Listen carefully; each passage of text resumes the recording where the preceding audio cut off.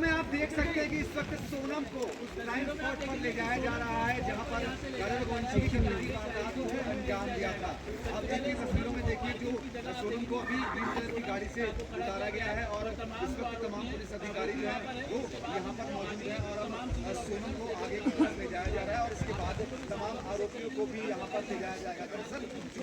Crime spot है वो यहाँ से कुछ दूरी पर है, इसे सेल्फी पॉइंट कहा जाता है। सोनम गरुड़वंशी के साथ यहाँ पर पहुंची थी स्कूटी के जरिए, इसके अलावा जो कातिल थे वो भी स्कूटी के जरिए पहुंचे थे। यहीं पर जहाँ पर गाड़ियाँ पार्क हो गई है वहाँ ले जाया जा रहा है और देख सकते हैं और बता दें